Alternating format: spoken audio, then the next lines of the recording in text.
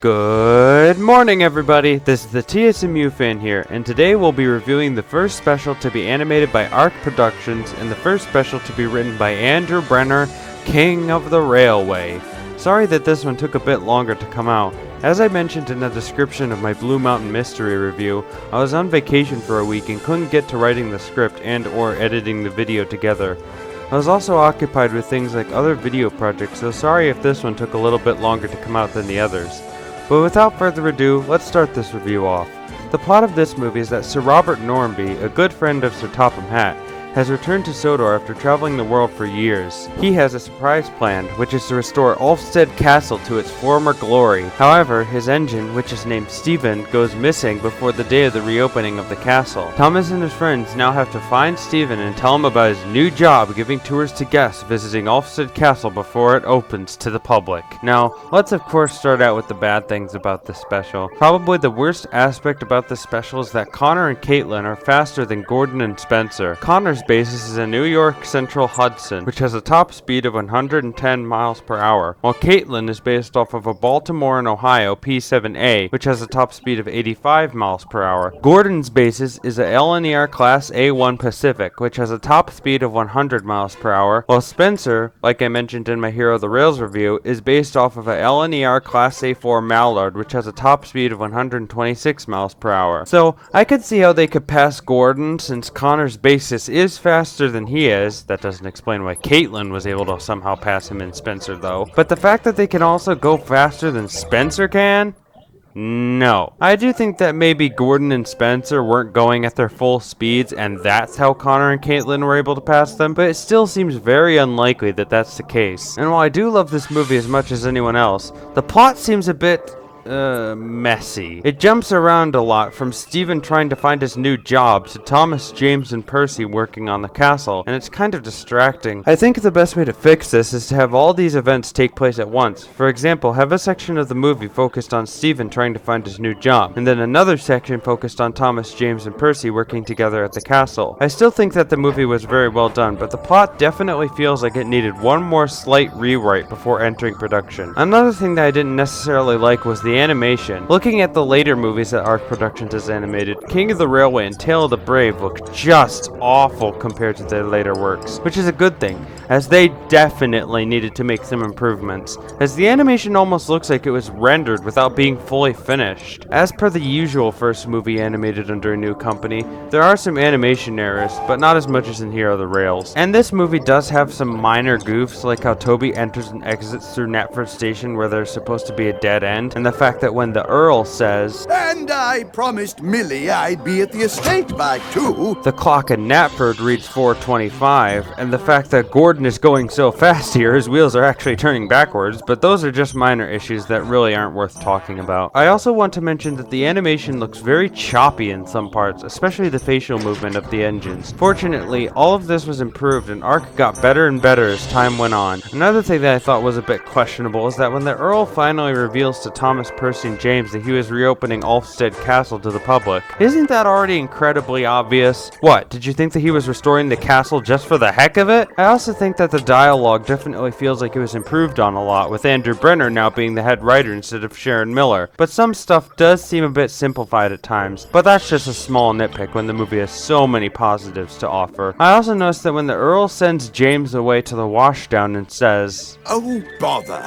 I still need you 3 to take all those troublesome trucks away." why didn't he just keep James there instead of sending him away? I mean, sure, Thomas and Percy pushed the train by themselves, but if James was with them and the engine to be at the front, as Percy points out, Stephen probably wouldn't have gotten lost in the mine. It is a small bit of a plot hole, but it's a very minor issue because the movie still works. And with that, I think that might just be all the negatives that this movie has. So let's move on to the positives of the movie. Probably the best thing that this movie has to offer is the Earl of Sodor and Stephen. Both are really great characters and their voice actors bring so much energy into these characters. The Earl is probably my favorite, being all eccentric but still a really fun character to watch. Stephen is also a really great character and he is really the first real-life steam engine to make an appearance in the show. The rocket itself has appeared in the Railway series before, so it's really nice to see one of the oldest steam engines in the world appear in the show. And the voice actor who plays for Stephen, Bob Golding, dubbing and gets the voice for him spot on. I love how he can either be a really serious or joking kind of character, like in this scene.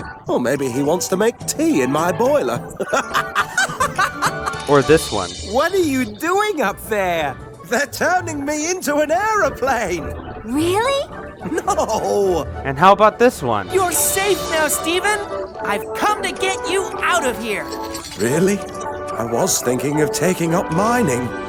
Steven is such a fun and interesting character, and when they introduced Glenn and had this whole character clash between him and Steven was so interesting to see. I also really liked how the two of them teamed up and teased the other engines in episodes like Over the Hill. But anyways, I'm getting off topic. Another thing that I really liked here was the huge lore part at the beginning of the movie where it talks about King Godred. I really praise the writers for doing this, as it really sets up that the king's crown was lost and never found again, instead of having Steven just randomly coming across it in the mine and explaining right at the end that it was King Godred's crown. I also really appreciated the music in this special. From this special onwards up to Big World, Big Adventures is where the music starts to get really good and experimental. And once again, I absolutely praise Robert Hartshorn for this movie's excellent soundtrack. My favorite theme in the movie is probably the beginning scene that sets up the King Godred lore. The music just feels so medieval there, and I also like the return of working together for the scene of Thomas, James, and Percy taking the goods train to Ulfstead Castle. Searching Everywhere is a decent song, but I feel like it's mostly just a cheap knockoff of Where Oh Where's Thomas from The Great Discovery. It's Gonna Be a Great Day is also pretty decent, and I feel that it was an okay song to end the movie on. Anyways, another thing that I thought was really well done was the opening scene with Thomas, Percy, and Cranky. It does seem a bit strange why Percy was scared of the suit of armor moving when there were workmen clearly seen handling it in the next shot, but I overall liked the opening, and I really think that Thomas was back to his old character being cheeky in this prologue, messing around with Percy and Cranky telling him they should have been more careful. But it's not just the intro either. The scene where Thomas teases Spencer at the Blue Mountain Quarry definitely felt like classic Thomas, and I absolutely love it. I also appreciate that Jack the Front Loader appeared in this movie. This was his first appearance in the CGI series since the model series is Percy and the Bandstand, and his voice actor is pretty good. However, one small criticism I have with the model of him is that his face is square-shaped instead of circle-shaped. What was with the facelift? This was like when Rusty's face drastically changed size in seasons 5 through 6 due to them using the large-scale Skarloey engines as models. I don't necessarily have a problem with it, but I thought that was a bit strange that they changed Jack's appearance slightly, but not any of the other pack characters that they introduced in Sodor's Legend of the Lost Treasure. Another thing I really liked was that there were a lot of funny moments in this movie. So many that I don't even think I can count them all, but I'll try. Of course, you've got Sir Robert Normanby, who is funny as all heck. The scene at Nafford where he just straight up and leaves and the band plays their song again but faster cracked me up. Thomas being all cheeky towards Spencer, which I mentioned earlier, was also pretty funny. And the scene where James says that you don't need 3 engines to pull one flatbed, and then Percy retaliates with, Okay, James, you can stay behind. That scene got a chuckle out of me, because it's nice to see the engine stand up to James's stuck-up and vain attitude. And oh my gosh, the scene where Sir Topham Hatt tells Thomas, Percy, and James that the Earl wanted them to help him with the special job. You can see Stephen puff eagerly forward in the background. That was hilarious. And I think that was almost kind of foreshadowing now that I think about it. I also like the Paxton and Diesel scene where Stephen called Diesel Mr. Oily. It's Mr. Oily. Again, Paxton is such a great, funny, and relatable character. I absolutely love how likable he is. The reveal of Stephen only being able to pull one car forward at the Blue Mountain Quarry was pretty funny. And the scene where Spencer and Gordon meet Connor and Caitlin and say that they apparently never race gave me a chuckle. Anyways, I think that might be all the funny scenes that were in this movie, so let's move on. Another thing that I massively appreciate in this movie was the Henry needing special coal retcon. Magic Railroad was really the first instance where this happened, and it only got worse and worse as time went on. So I really appreciate the writers for knowing that Henry originally did not need special coal and retconned it so that Henry is finally consistent with not needing any any special coal to run properly. Now, this is going to be a problem later down the line when I review The Adventure Begins, but I'll save that for when we actually talk about that movie. Another good thing that I really liked was the banter between Gordon and Spencer in this movie. I love their rivalry and the way the characters interact with each other. The relationship feels very natural in that way, and I definitely feel like this was handled very well. I also want to say that the scenery of Ulfstead Castle is great, especially with that really impressive panning shot. I love the whole medieval feel it gives off, and it might just be one of my favorite sets in the CGI era in general. With that, I think that might just be everything good that was in this movie, but before we move on to the miscellaneous things I noticed in the movie, let's talk about the new characters. I already talked about Stephen and the Earl, so let's start with Connor and Caitlin. Seeing American steam engines on Sodor is so weird to look at, but in defense, Rosie is also an American steam engine. I love their relationship with each other, always racing and trying to prove who is the better one, and I really feel that the big character development moment for them, especially Caitlin, was best engine ever. I love how Emily looks up to Caitlin in that episode that ends up saving her from having a terrible accident when her brakes fail. But anyways, now let's talk about Millie. Millie is definitely an interesting engine, but I find it so incredibly weird that she has the same whistle sound as Lady does. Well done, Thomas! Well done! What, did Burnett Stone build both her and Lady?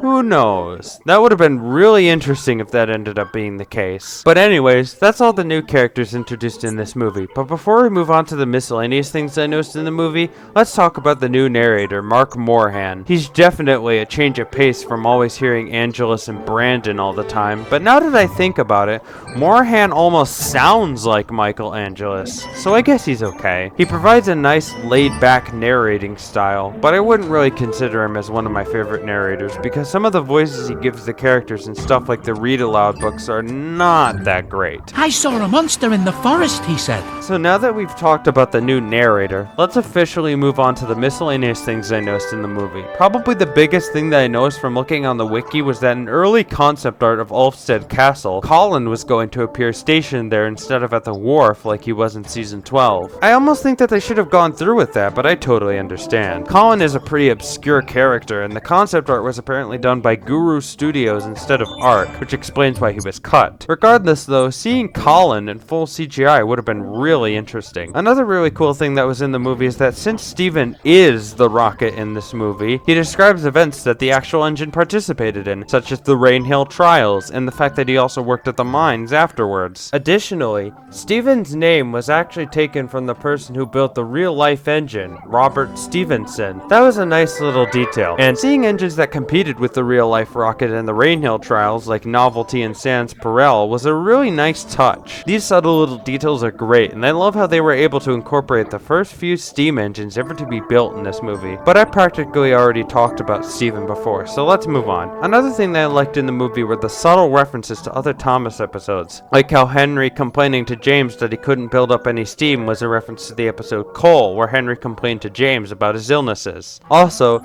the scene towards the end when the bridge breaks and Jack helps Thomas pull Steven to safety by holding up the bridge was also a reference to the episode A Friend in Need, where Jack holds up a bridge to save Thomas from falling off of it. The scene where Steven gets trapped in the mine was also a nice reference to Duncan in the old mine, where the same exact thing happened to him. Also, when Gordon and Spencer are racing each other, some music from Hero the Rails is reused, and Spencer puffing across the switches while he was racing Gordon might just be a reference to that movie. Steven not having enough steam to whistle but finding the strength to anyway might also be a reference to the Great Discovery, when Thomas did the exact same thing to get Stanley's attention. And finally, the scene where Thomas, James, and Percy pulled a long goods train to Ulfstead Castle was a reference to the Railway series story Triple Header. Coincidentally, Percy leads the train in both scenarios. There was also going to originally be a reference to Down the Mine in the movie, but it ended up being cut because the episode had already been previously mentioned in Blue Mountain Mystery. It was also cut so that the movie would be reduced to a 60-minute running time. I also noticed that this movie has a similar problem to that of Blue Mountain Mystery. In this case, the US Blu-ray release of this movie was slowed down to 23.98 frames a second. As a result, this makes the special 2 minutes longer. Pitch adjustment was also not applied to the audio properly either, so the audio is distorted as well. This is incredibly interesting, but again, like with Blue Mountain Mystery, I never noticed any bad audio problems. I also noticed that the movie itself is directed by someone called Rob Silvestri, who surprisingly surprisingly also directed Romeo and Juliet, which I didn't know until I looked on the wiki. Anyways, since his last name is Silvestri, I wonder if he's somehow related to Alan Silvestri, the famous composer for movie soundtracks. Imagine if they got someone like that to compose the music for a Thomas movie.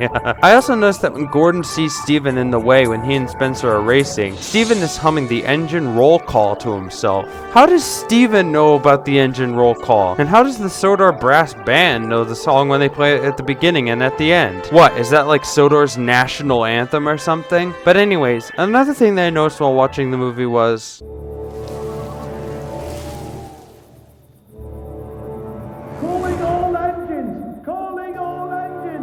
Be on the lookout for Stephen! I mean me! Sorry, I just had to do that. Anyways, I think that might just be everything that I wanted to talk about for this review, so I think I'll end it here. This movie's plot definitely needed a lot of work before entering production, but for the first Brenner movie, I thought it was very nice and a great start to a good new era of Thomas and Friends. Anyways, thanks for watching, and make sure to like and subscribe if you want to see more review videos like this one. This is the TSMU fan signing out.